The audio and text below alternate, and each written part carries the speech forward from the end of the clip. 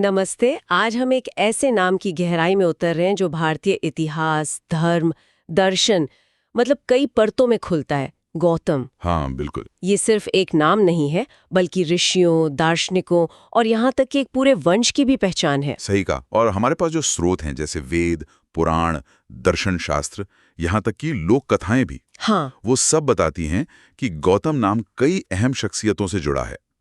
आज हम खास तौर पर दो पर ध्यान देंगे। कौन से दो?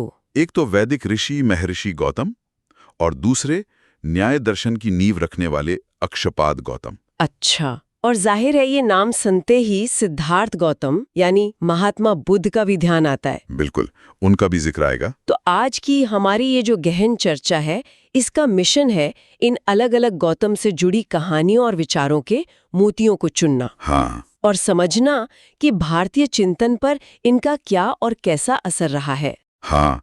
और ये देखना भी दिलचस्प होगा कि कैसे एक ही नाम ज्ञान की इतनी अलग अलग धाराओं से जुड़ा है, मतलब वेदों से लेकर तर्कशास्त्र तक। तो चलिए शुरू करते हैं, इस बहुआयामी नाम की दुनिया में उतरते हैं। बिल्कुल। शुरुआत करते हैं सबसे प्राचीन कड़ी से, महर्षि गौतम। इन्हें सप्तऋषियों में गिना जाता है, मतलब वैदिक काल के महान ऋषियों में से एक। जी हाँ। इनकी जड़ें कहाँ तक जाती हैं? महर्षि गौतम का वंश जो है वो महान ऋषि अंगिरस से जुड़ता है। वे अंगिरस के परपोते थे। अच्छा। और उन्हीं की परंपरा में मतलब आगे चलकर वो गौतम गोत्र के प्रवर्तक बने। गोत्र, ये जैसे आजकल सरनेम होता है, कुछ वैसा। हाँ हाँ, एक तरह से कह सकते हैं। प्राचीन वंश परंपरा की पहचान, इस गोत्र की पहचान के लिए तीन मुख्य ऋषि बताए जाते हैं: अंगिरस, अयास्य और गौतम। और उनका परिवार वो भी काफी चर्चित रहा है ना? उनकी पत्नी अहल्या का जिक्र तो अक्सर आता है। बिल्कुल। अहल्या जी ब्रह्मा की मानस पुत्री मानी जाती हैं।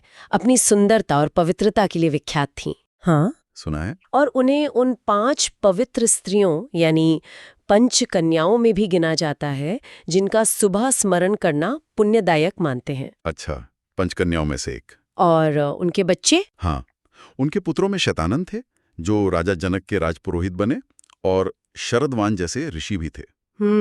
और एक दिलचस्प बात यह है, मान्यताओं के अनुसार हनुमान जी की माता अंजनी, हाँ। वो भी महर्षि गौतम की ही पुत्री थी। अरे वाह! यानी हनुमान जी का ननिहाल महर्षि गौतम के यहाँ था। ये तो कमाल का कनेक्शन है ना? काफी रोचक। और वेदों में इनका क्या योगदान रहा? आपने कहा वो वैदिक ऋषि थे, उन्हें मंत्र दृष्टा भी कहते हैं। इसका क्या मतलब हुआ? मंत्र दृष्टा का मतलब है जिन्होंने मंत्रों का साक्षात्कार किया, मतलब उन्हें देखा या प्राप्त किया, रचा नहीं। अच्छा, देखा या प्राप्त किया। जी। महर्षि गौतम ने ऋग्वेद के कई सूक्तों का साक्षात्कार किया, खासकर पहले और 9वें मंडल में उनके नाम से सूक्त हैं। सामवेद और अथर्ववेद में भी उनके द्वारा देखे गए मंत्र मिलते हैं। और ये भी माना जाता है कि प्रसिद्ध सावित्री मंत्र के ज्ञान और व्याहृति मंत्र जनः के दृष्टा भी वही थे। अच्छा, तो काफी गहरा योगदान रहा उनका। निश्चित रूप से। अब महर्षि गौतम और अहल्या की बात हो और इंद्र वाली कहानी का जिक्र न हो, ये तो हो नहीं सकता। हाँ, वो तो सबसे प्रसिद्ध कथाओं में से है। ये कहानी क्या है वैसे, और क्या इसके अलग अलग रूप भी मिलते हैं? हाँ, ये कहानी कई पुराणों और ग्रंथों में आती है और थोड़े बहुत फर्क के साथ सुनाई जाती है। संक्षेप में कहें तो सबसे प्रचलित कथा ये है कि देवराज इंद्र ने गौतम का वेश बनाया। हाँ। और अहल्या के साथ छल किया। जब महर्षि को पता चला तो उन्होंने क्रोध में आकर इंद्र को श्राप दिया और अहल्या को भी श्राप दिया कि वो पत्थर बन जाएं। उफ। और फिर उनका उद्धार भगवान राम ने किया? बिल्कुल। त्रेता युग में जब राम और लक्ष्मण ऋषि विश्वामित्र के साथ उस निर्जन आश्रम के पास से गुजरे, हाँ। तो राम के चरणों के स्पर्श से अहल्या को श्राप से मुक्ति मिली। वो वापस अपने स्वरूप में आ गईं। इसी को अहल्या उद्धार कहते हैं। अहल्या उद्धार। लेकिन आपने कहा इसके और भी पहलू हैं। हाँ, कुछ कथाओं में थोड़ा फर्क है।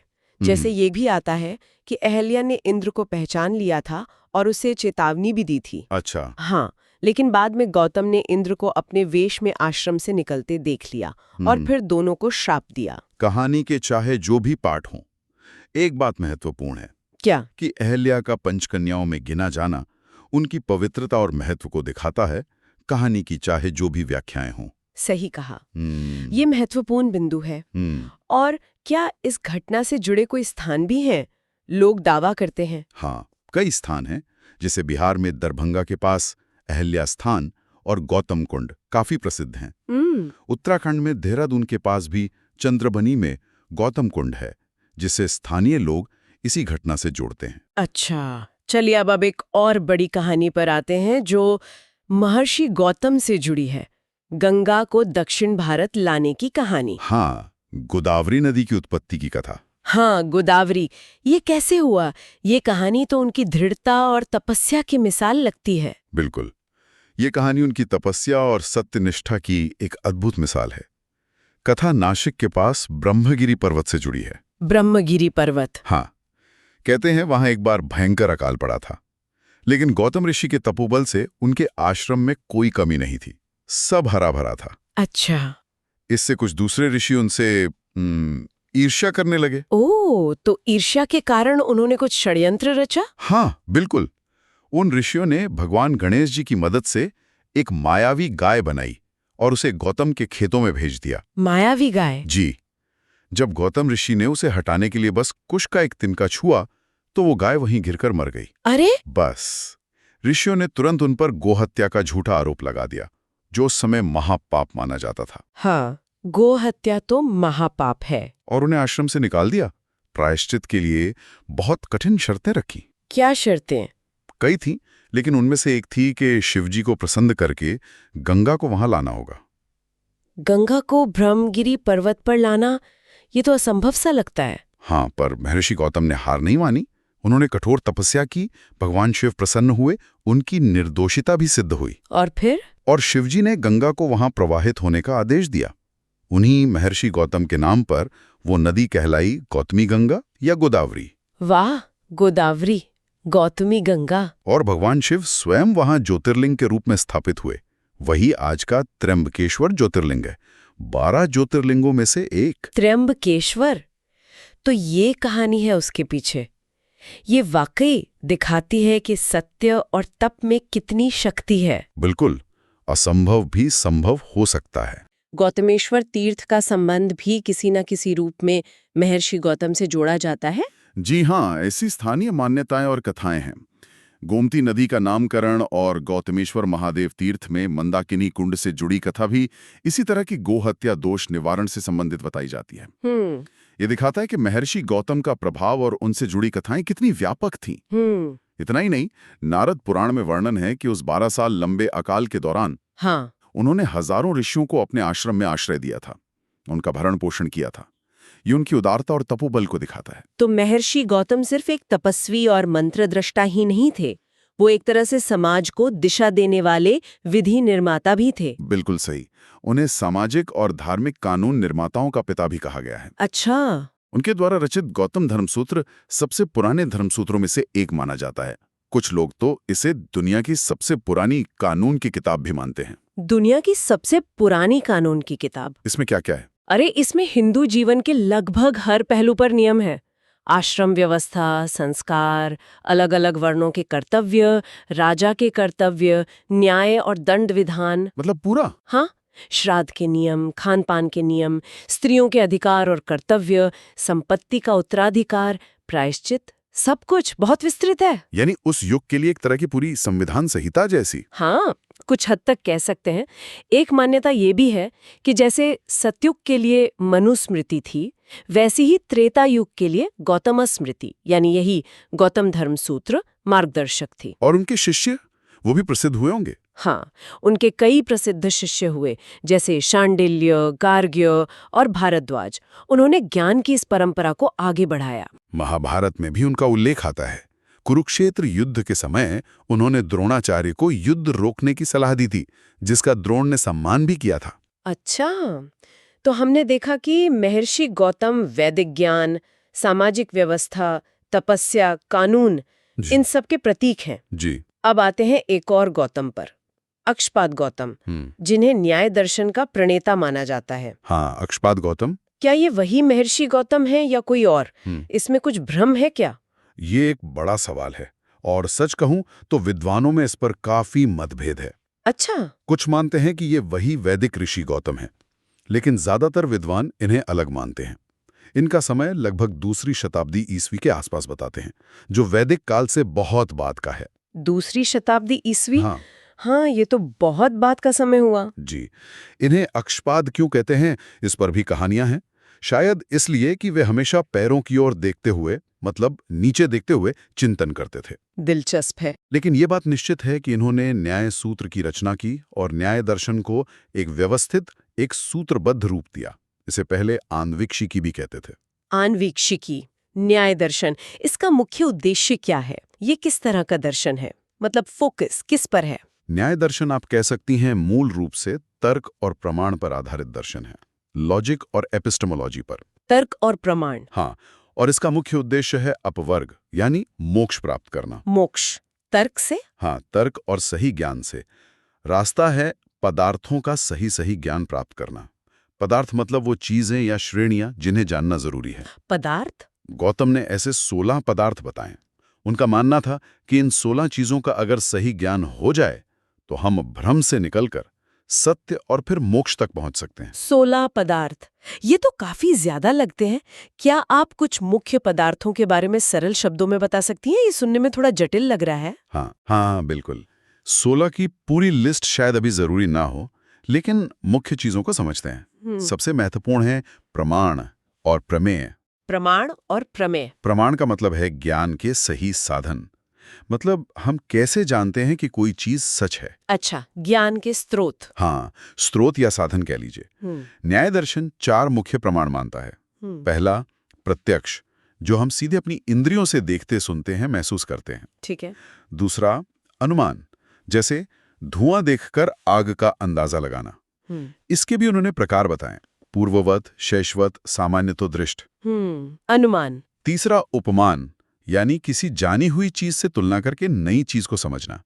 जैसे कोई कहे कि नीलगाय गाय जैसी होती है। अच्छा, तुलना। और चौथा है शब्द, यानी किसी भरोसेमंद व्यक्ति या आप्त पुरुष या फिर वेद जैसे प्रामाणिक शास्त्र की बात। ठीक है, तो ये 4 हो गए ज्ञान पाने के तरीके। जी। प्रत्यक्ष, अनुमान, उपमान और शब्द। बिल्कुल। और प्रमेय क्या है फिर? प्रमेय वो चीजें या विषय हैं जिनका सही ज्ञान मोक्ष के लिए जरूरी है। मतलब क्या जानना है। अच्छा, जानने योग्य वस्तुएं। हाँ, इसमें 12 विषय आते हैं, जैसे आत्मा, शरीर, इंद्रियां, उनके विषय, अर्थ, बुद्धि या ज्ञान, मन। ये तो हमारे अस्तित्व से जुड़ी चीजें हैं। बिल्कुल।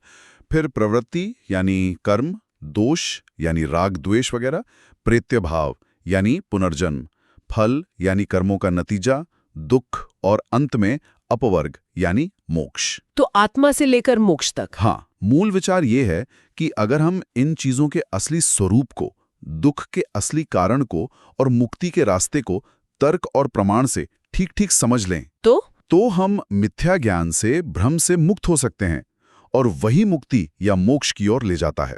समझ गई। यानी ये दर्शन सिर्फ कोरे तर्क वितर्क के लिए नहीं है, बल्कि जीवन के परम लक्ष्य मोक्ष को पाने का एक व्यवस्थित तार्किक जरिया है। बिल्कुल सही समझा आपने। और इसीलिए गौतम ने सिर्फ ज्ञान के साधनों, प्रमाण और वस्तुओं, प्रमेय की ही बात नहीं की। उन्होंने आगे के 14 पदार्थों में तर्क वितर्क की पूरी प्रक्रिया का विश्लेषण किया है। अच्छा, जैसे संशय, डाउट, प्रयोजन, मकसद, दृष्टांत, उदाहरण, सिद्धांत, स्थापित मत। फिर उन्होंने बताया कि सही तरीके से बहस या चर्चा, जिसे वो वाद कहते हैं, कैसे की जाए। वाद यानी डिस्कशन। हाँ, फिर जीतने के लिए की जाने वाली बहस जल्प, और सिर्फ दूसरे को गलत साबित करने के लिए बिना अपना पक्ष रखे की जाने वाली बहस वितंडा में क्या फर्क है।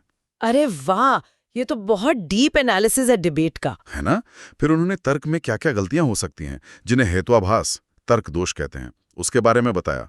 कैसे शब्दों के गलत अर्थ निकालकर छल या अनुचित आक्षेप लगा के जाति, इसके 24 प्रकार बताएं। 24 तरह के अनुचित आक्षेप। हाँ, और हार के कारण क्या होते हैं।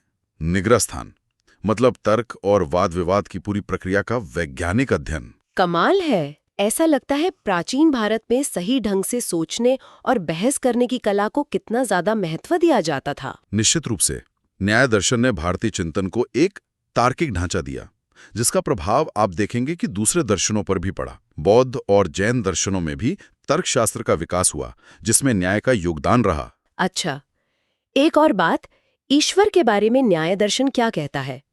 आपने प्रमेय की लिस्ट में ईश्वर का नाम नहीं लिया। हाँ, ये एक दिलचस्प बिंदु है। भारत कोश जैसे स्रोतों में उल्लेख है कि गौतम के मूल न्याय सूत्र में ईश्वर कारणवाद का खंडन मिलता है। और प्रमेयों की सूची में परमात्मा का स्पष्ट उल्लेख नहीं है। तो क्या वो अनीश्वरवादी थे? कुछ विद्वान मानते हैं कि शायद प्रारंभिक न्याय दर्शन अनीश्वरवादी या कम से कम ईश्वर पर उतना केंद्रित नहीं था। लेकिन जो बाद के टीकाकार हुए, जैसे वात्स्यायन, उन्होंने इसकी व्याख्या ऐसे की कि न्याय दर्शन ईश्वर को जगत का निमित्त कारण यानी बनाने वाला मानता है, पर उपादान कारण यानी जिस चीज से जगत बना है वो नहीं। अच्छा, मतलब ईश्वर क्रिएटर है पर सृष्टि का मटीरियल नहीं। हाँ, कुछ इस तरह की व्याख्या बाद में स्थापित हुई। ठीक है, तो ये थे अक्षपाद गौतम और न्याय दर्शन। अब महर्षि गौतम और अक्षपाद गौतम के अलावा भी गौतम नाम इतिहास में महत्वपूर्ण रहा है। हाँ, बिल्कुल। सबसे प्रसिद्ध उदाहरण तो आप जानती हैं, सिद्धार्थ गौतम। महात्मा बुद्ध। जी, जिन्हें हम महात्मा बुद्ध के नाम से जानते हैं। गौतम उनके शाक्य वंश का गोत्र नाम था। अच्छा, ये उनका गोत्र नाम था। हाँ, कुछ कथाएं ये भी कहती हैं कि उनके पूर्वज किसी गौतम ऋषि से जुड़े थे या शायद उनके गुरु के गोत्र का भी नाम था। तो ये नाम उनके साथ अभिन्न रूप से जुड़ा है। और जैन धर्म में भी आपने शुरू में इशारा किया था। हाँ, जैन धर्म में 24वें और अंतिम तीर्थंकर भगवान महावीर के सबसे प्रमुख शिष्य, उनके पहले गणधर, उनका नाम इंद्रभूति गौतम था। उन्हें गौतम गणधर कहा जाता है। गौतम गणधर। जी। फिर नाट्यशास्त्र में देखें तो भरत मुनि के 100 पुत्रों में से एक का नाम गौतम बताया गया है। पुराणों और आगम ग्रंथों में भी इस नाम के अन्य ऋषियों और व्यक्तियों का उल्लेख मिलता है। शैव और वैष्णव आगमों में गौतम आगम, गौतम संहिता जैसे नाम भी आते हैं। तो ये नाम तो सच में कई अलग अलग संदर्भों में फैला हुआ है। बिल्कुल। तो हमने आज देखा कि गौतम नाम सिर्फ एक नहीं, बल्कि अपने आप में ज्ञान और परंपरा की कई धाराओं का एक पूरी दुनिया का संगम है। सही।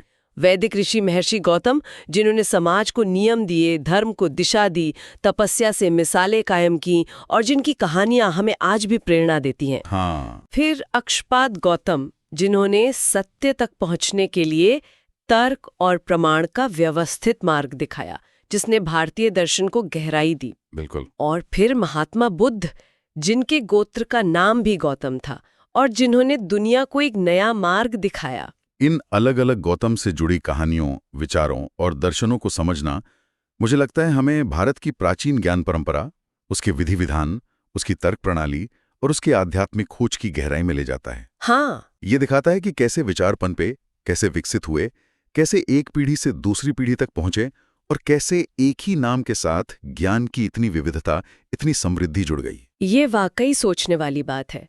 ये सिर्फ जानकारी हासिल करना नहीं है, बल्कि ये सोचने का एक नजरिया भी देता है। और आज की इस बातचीत से एक सवाल मेरे मन में घूम रहा है कि इतिहास में कभी इन अलग अलग गौतम को, जैसे वैदिक ऋषि और न्याय सूत्रकार, को एक मान लिया जाना और फिर बाद में उन्हें अलग अलग समझा जाना, ये जो प्रक्रिया है, ये हमें प्राचीन भारत में ज्ञान कैसे बनता था, कैसे सहेजा जाता था और कैसे समय के साथ उसकी समझ विकसित होती थी या बदलती थी, इसके बारे में क्या बताती है? बहुत अच्छा सवाल है। कैसे पहचानें बनती हैं, बदलती हैं और कैसे ज्ञान का हस्तांतरण होता है, इस पर विचार करना सचमुच रोचक होगा। शायद अतीत को देखने का एक नया लेंस मिले। बिल्कुल, इस पर सोचना वाकई दिलचस्प होगा। उम्मीद है आज की ये गहन चर्चा हमारे श्रोताओं के लिए उपयोगी और रोचक रही होगी। मुझे भी यही उम्मीद है। अगली बार फिर मिलेंगे एक नए विषय के साथ। धन्यवाद। धन्यवाद।